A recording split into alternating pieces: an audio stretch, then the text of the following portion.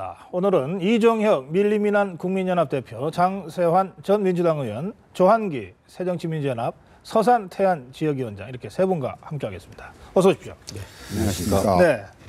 이제 이종혁 대표님, 네. 제가 그동안은 여의도 연구소 부원장으로 소개를 해드렸는데 그렇습니다. 밀리민한 국민연합 대표가 되셨군요. 어떤 단체입니까? 예. 밀리민한 이름 그대로 국민을 이롭게 국민을 평안하게 하자라고 하는 예. 비정당 비정치적 순수 국민들의 모임입니다. 전국 그래, 조직이 예, 모양이네요. 그래서 사회적 약자를 위한 봉사활동, 사회적 경제 활성화 운동, 네. 그리고 국민 안전 사각지대를 해소하고 예방하자 하는 이런 류의 그런 순수한 국민 운동 단체다 이렇게 보시면 되겠습니다. 예, 알겠습니다. 밀리민한 국민연합 대표를 맡고 계시네요. 자, 그리고요, 조한기 위원장. 예. 저기 새정치민주연합의 중앙위원회 위원이시죠? 그렇습니다. 그럼 오늘 중앙위원입니다. 회의에 참석하고 오셨겠네요. 네, 참석하고 왔습니다. 그 회의 분위기 좀 전해주세요. 약 2시간 정도, 예. 그리고 570여 명의 중앙위원 중에서 400여 명이 참석해서 진행이 됐고요. 예. 처음에 공개 비공개 문제, 그리고 무기명 비밀 투표를 할 것인지, 또 기립이나 거수를 통해서 표결할 것인지, 두 가지 정도가 논란이 좀 있었고. 그 토론이 있었군요. 예. 있었고, 나머지는 결과를 다 들으셨겠지만 네. 만장일치로 혁신안이 통과되었습니다. 그 전에 비주류 의원들이 그냥 퇴장을 먼저 하고요. 한 15분 정도가 표결 전에 네. 밖으로 나간 걸로 제가 눈으로 확인했습니다. 예, 그리고 남아있었던 중앙위원들 전체가 예. 박수로 만장일치 처리가 된 거죠? 그렇습니다. 예, 알겠습니다. 자, 이렇게 그 새정치민주연합이 혁신안을 중앙위원회를 거쳐서 통과를 시켰습니다. 이제 이에 대해서 여러 얘기들이 나오고 있는데 저희 그 기자 리포트를 좀 준비했습니다. 먼저 리포트부터 좀 보시겠습니다. 새정치연합 중앙위원회는 진통 끝에 김상곤 혁신안을 의결했습니다. 비주류 진영은 투표 방식에 대한 문제 제기가 받아들여지지 않자 표결을 보이콧했습니다. 박수 추인으로 만장일치 형식을 띠긴 했지만 사실상 반쪽 표결로 의결된 겁니다. 새정치민주연합의 혁신의 기틀이 마련되었습니다. 오늘 이제 중앙위원회에서는 이 전체 틀거리 그리고 혁신안의 골자들이 받아들여졌습니다. 핵심은 내년 4월 총선부터 적용되는 공천 혁신안.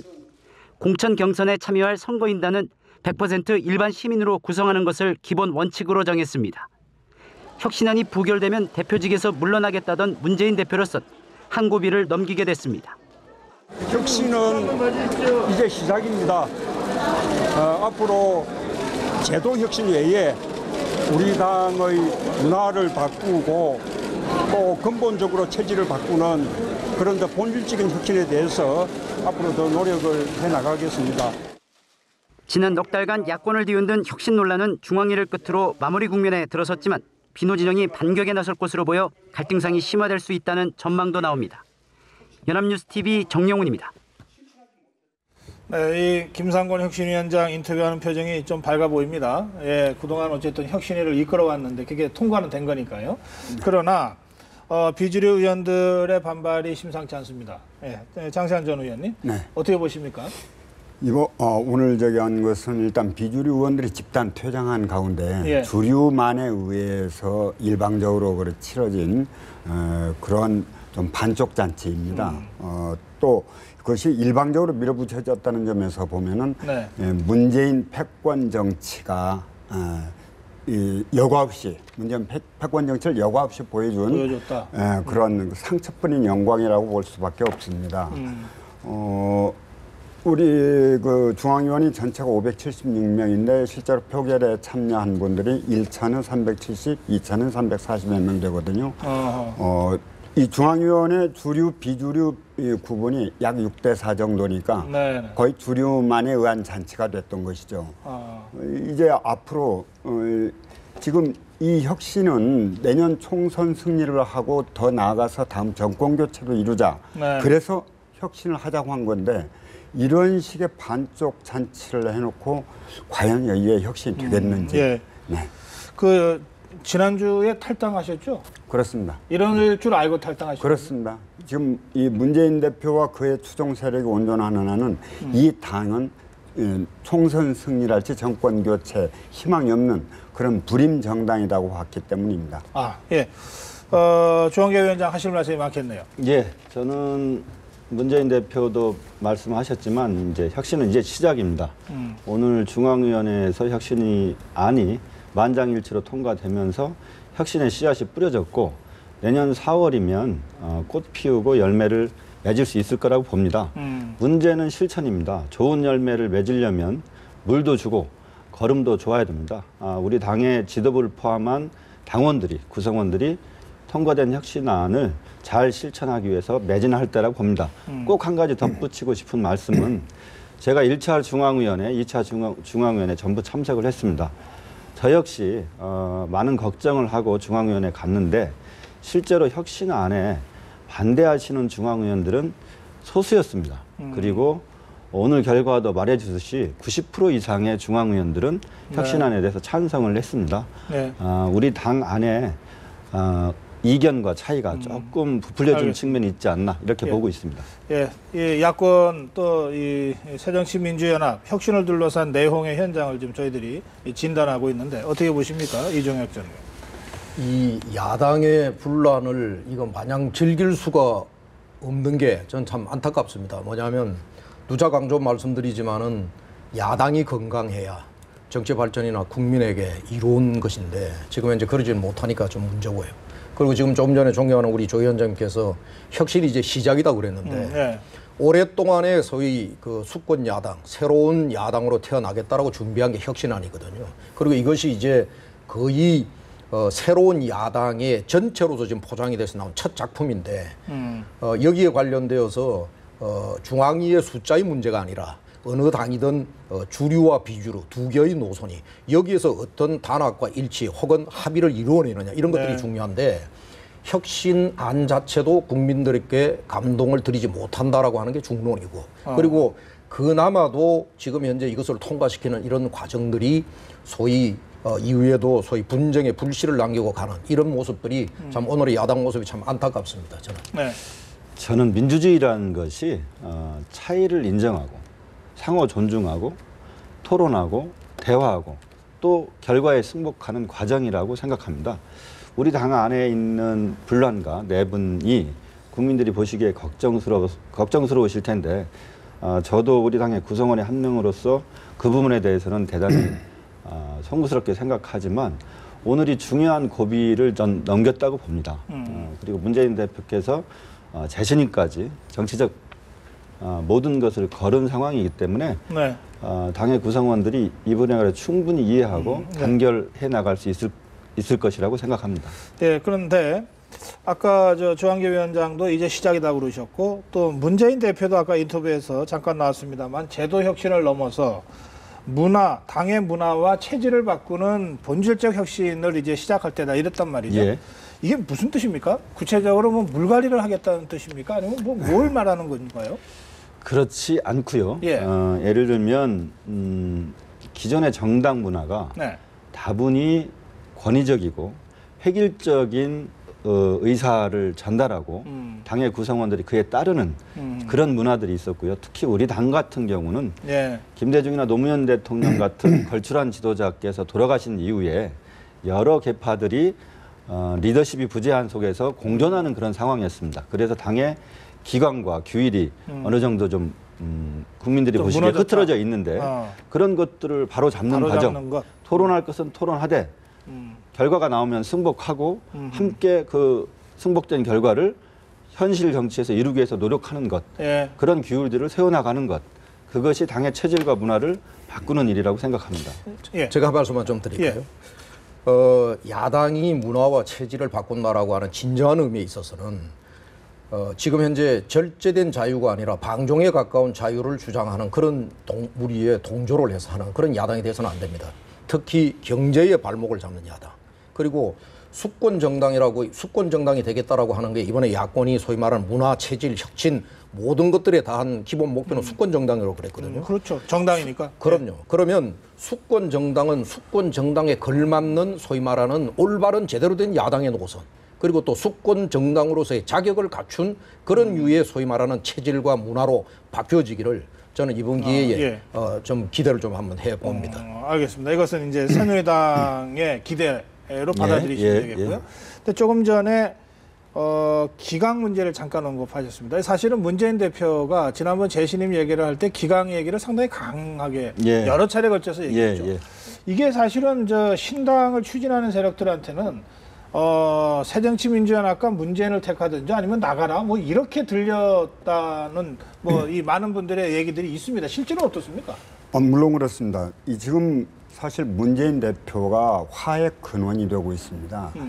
정말 그분이 딱 표정도 온순하고 사람도 참 좋아 보이는데 실제로 정치적 그 마인드가 좀 많이 부족한 것 같습니다. 오늘 이 중앙위 사태만 하더라도 만약에 문재인 대표가 재신임을 연기하지 않았더라면요 오늘 이런 일이 생길 수가 없습니다. 그냥 혁신안 그냥 뭐 공개 투표 해가지고 그래 하면 되는데 근데 재신임을 연결시켰거든요. 이것은 다시 말하면은 정치적 속셈이 있는 것인데 말하자면은 주류 쪽 총동원령을 내린 겁니다. 오죽하면은 해외에서 국정감사를 하고 있던 이해찬 의원이 급거 귀국하고 했겠습니까? 비주류는 귀국하지 않았죠. 그래서 국감을 중단하고 중앙에 참석하러 귀국했다 이런 말씀이십니까? 뭐 저가 중앙에 참석을 했으니까요.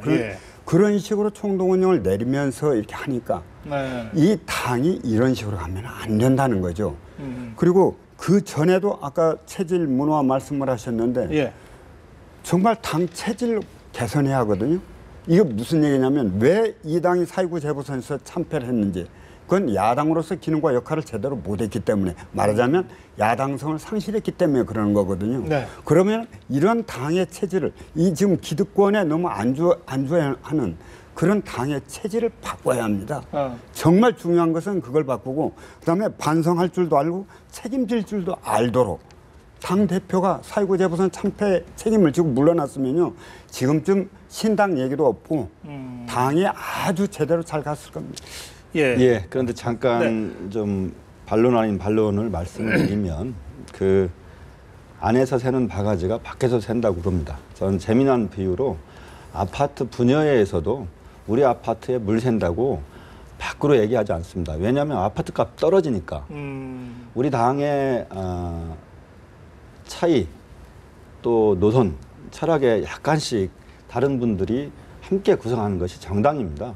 그 문제를 우리 당 안에서 제기할 문제와 당 밖에 제기할 문제를 좀 구분하고 우리 국민들이 예를 들면 민주당 지도부의 막말이나 이런 부분에 대해서 굉장히 좋지 않게 보고 있지 않습니까? 이런 것들을 바꾸자는 것이 체질과 문화의 변화라고 생각하고요. 한 말씀만 덧붙이면 이렇습니다. 저는 문재인 패권주의 친노 패권주의 얘기하는데 문재인 대표가 당대표를 하자고 하니 당대표 하지 말라고 하고 당대표 된 이후에 공천권 내놓으라 하고 공천권 내놓자고 하니까 혁신안 반대하고 재신임 묻겠다니까 또 재신임도 하지 말라고 합니다. 이런 식의 당내의 민주주의 질서로는 우리가 수권 정당으로서 거듭나기가 어렵습니다. 오늘 이렇게 중앙위에서 만장일치로 혁신안이 통과되었으니 이번을 계기로 당이 단합하고 힘을 합쳐 나갔으면 좋겠습니다. 제가 한마디만 좀 드리겠습니다. 자, 우스갯소리부터 한 말씀 좀 드리겠습니다. 그동안 저도 이런 자리에 나와서 숱하게 문재인 대표를 평을 할 때 참 좋으신 분이다. 그런데 야당 대표로서의 정치력, 지도력에 있어서는 좀 문제가 있어 보인다. 이런 말씀을 드렸는데 오늘 지금 여의도에 회자되는 얘기가 이제 뭐냐면 정무감각은 말할 것도 없고 사람 좋은지 그 여부도 이제 잘 모르겠다. 이런 우스갯소리가 나왔어요. 그 이유는 뭐냐면 우선 첫째는 이 혁신안을 신임 투표와 연계시키는 것도 저는 제가 볼 때는 정치력 부재라고 봅니다. 그리고 또 비주류의 중앙위 연기 요청이 있었지 않습니까? 그 이제 강행을 요구를 듣지 않고 이제 강행을 하니까 비주류가 마지막 제안한 게 뭐냐면 그러면 이 부분에 관련돼서는 당 대표의 신임 문제를 물었으니까 이거는 인사안이라고 보고 무기명 투표를 해야 된다. 아까 숫자 우위라는 말씀을 하셨는데 지금 주류가 사실은 우위거든요. 그러면 조금만 정치력을 발휘하고 야당 내부의 단합과 분열 방지를 위해서는 사실은 무기명 투표 정도까지를 받아들이면서 그러면서 소위 당을 봉합하고 수습해가는 비주류가 퇴장하지도 않는 거죠. 예, 그런 점에 있어서 참 저는 여러 가지로 아까 두 가지 측면. 네. 알겠습니다. 예. 그 말씀부터 한번 얘기했는데 무기명 비밀 투표는 당연한 것입니다. 우리 당헌 당규에 이 일반 사안 같은 경우는 거수 또는 기립 하는 거고 그다음에 인사에 관한 문제는 반드시 무기명 비밀 투표로 하도록 돼 있습니다. 당 대표의 진퇴를 가르는 문제만큼 중요한 인사 문제가 어디가 있습니까? 당연히 해야죠. 그런데 제 생각에는 왜 그걸 못했냐? 만약에 무기명 비밀 투표를 했다면은 뭐 집단 퇴장도 물론 안 하겠지만은 거기에서 어떤 가결 통과가 돼버리면은 그냥 이건 그냥 끝나는 거거든요. 비주류도 더 이상 반발 못합니다. 그런데 과연 그게 무기명으로 할 경우에 얼굴 안 보고 할 경우에 그대로 저게 통과될 것인지 여기에 대한 두려움. 그래서 저는 그랬다고 했습니다. 그러면서 잠깐만요. 그러면서 우리 사실 조한 위원장님도 아주 참 착하고 순수하신 분인데 아주 좋으신 분이에요. 네, 아주 좋은 분이에요. 네, 참 많이 존경하고 그러는데, 근데 지금 말씀하시는 것 중에 아까 그 중에서도 하나 이제 예를 들자면은 뭐 문재인 대표는 이렇게 하려고 하면은 비주류가 발목 잡는 것처럼 마치 그런 식으로 말씀하시는데. 대표적인 게 제가 두 가지만 반론을 제시한다면은 뭐 공천권을 달라. 이거 유석열 의원이 간담회 자리에서 그냥 한 번 한 얘기입니다. 이걸 갖다가 비주류가 공천권 달라고 한다고. 저는 그렇게 문재인 대표가 다음날 그 얘기하는 걸 보고 저 양반 저러면 안 되는데 제가 그 생각을 했거든요. 근데 그걸 계속 비주류가 공천권 달라고 한다. 이런 식으로 악용을 합니다. 또 재신임 하자고 하는데 또 뭐냐. 재신임 또 방식이 다르죠. 말하자면 당대표는 전당대회에서 당원들 손으로 뽑혔거든요. 재신임 하려면 당연히 전당대회에서 당원들 손으로 할 수 있도록 그걸 물어봐야죠. 그런데 무슨 당대표 재신임하는데 왜 국민이 들어가야 합니까? 그런 맞지 않는 알겠습니다. 것을 하기 때문에 그런 거죠. 예, 짧게 조한기 위원장 말씀 듣고 다음 주제로 가겠습니다. 그 정당이나 국회에서 인사 문제가 있을 때 무기명 비밀 투표를 하는데 오늘 중앙위는 혁신안을 통과시킨 거지 인사 문제를 놓고 표결한 것이 아닙니다. 문재인 대표가 혁신안이 부결되었을 때 물러나겠다고 말씀하신 것은 혁신안 부결에 따른 정치적 책임을 진다고 한 것이기 때문에 이 문제를 그래서 그 인사 얘기를 문제로 하지 않고 혁신안만 좀 했다고 한다면은 그러면 그렇게 해도 돼요. 비주류의 혁신안 부결 전략이라고 무기명 투표를 읽은 거죠. 그러니까 결국 그것을 뭉개버린 거거든요. 그러면서 이제 비주류 퇴장이 온 것이고. 그 현장의 분위기를 제가 이거 한 말씀만 좀 드릴게요. 우리 존경하는 우리 조한기 위원장님께 하나 여쭤보면 사실은 국민이 바라보는 야당의 혁신의 본질이 있거든요. 그런데 혁신안에 담겨져 있는 내용도 그 본질에 근접한 것이 별로 없을 뿐더러 이번에 1년의 이런 통과 과정에도 보면은 이거는 혁신안의 본질에 대한 통과라기보다도 공천권 제도에 대한 통과. 이건 결국 뭐냐면 당내 계산법밖에는 보이지 않는 것. 이런 게 안타까운 점이죠. 짧게 답변하시고 다음 주제로 가겠습니다. 사실은 오늘 그 비주류의 의원님들이 무기명 비밀투표 주장을 하셨는데 가장 그거에 대해서 반대 의견을 내신 분이 서른 의원입니다. 주류가 밀어붙이기로 오늘 이 중앙위에서 만장일치로 통과시킨 게 아니라는 점을 말씀드리고 싶습니다. 어쨌든 뭐 이것으로 내용이 정리된 것은 아니죠. 이게 더 큰 분열로 갈지 아니면 이제 수습의 첫 단계가 될지는 조금 더 지켜봐야 될 것 같고 또 동시에 새정치민주연합의 이런 내부 사정의 진전 여하에 따라서 지금 신당 하겠다고 사실은 장세환 전 의원도 탈당하셨는데 신당이 힘을 더 붙여서 갈지 아니면 동력이 상실될지도 이렇게 서로 역학관계가 지금 엇갈리고 있는 상황인데 이 점은 저희가 다음 시간에 좀 자세하게 또 짚어보도록 하겠습니다. 새정치민주연합 얘기를 들어봤는데 새누리당 쪽 사정도 조금 이제 좀 논란 있는 대목들이 있습니다. 윤상현 의원의 발언 때문에 그런데요. 윤상현 의원이 대통령 정무특보를 맡고 있기 때문에 네. 그 윤상현 의원의 한마디 한마디가 다 대통령의 뜻, 이른바 박신과 연계돼서 해석될 여지가 있습니다. 이제 그런 점을 감안하고 이 발언을 보면 김무성 대표는 내년 총선 또 그 2017년 대선에서 이기기 어렵다 뭐 이런 얘기를 한 겁니다. 네. 그리고 친박계 중에서도 내년 총선을 거쳐서 4선 이상 중진들이 되는 사람들 중에 대선 후보가 나올 수 있다. 이런 얘기를 한 거죠. 네. 그러니까 바로 영남권과 충청권에 4선 이상이 될 사람들이 누구냐 해서 쫙 이제 사진이 나오고 예. 최경환 의원부터 정우택 의원에 이르기까지 딱 이렇게 몇 사람이 또 나오고 지금 상황이 이랬습니다. 김무성 대표 측에서 상당히 불쾌해한다는 얘기도 전원이 지금 들어오고 있는데 어떻게 보십니까? 윤상현 의원은 제가 잘 아는 의원입니다. 네. 아주 좋은 정치인이죠. 좋은 정치인인데 제가 우선 결론만 말씀드리면 네. 대통령 정무특보로서의 이번에 발언은 저는 매우 부적절했다. 시기적으로나 내용이나 모든 게 저는 부적절했다 이렇게 봅니다. 이걸 가지고 뭐 이제 진위 왜곡이다, 혹은 아니면은 뭐 실수를 한 것이냐, 아니면은 뭐 의도적 발언이냐, 이런 여러 가지 갖고 얘기를 하고 있는데 지금 윤상현 의원이 대통령 정무특보거든요. 조금 전에 지적하시다시피 그 일거수일투족이 대통령의 바로 뭐냐면 의중, 이런 복심 이렇게 읽혀지기가 쉬운 거거든요. 네. 그러면 지금 이제 대통령이 지금 임기 중반에 이제 겨우 갓 돌아가셨고 앞으로 하실 일이 많은데 당이 당내 단합을 하고 해야 될 점에 이런 분열의 씨앗을 옮기는 것, 이것도 지금 별로 좋지 못한 것이고요. 그리고 네.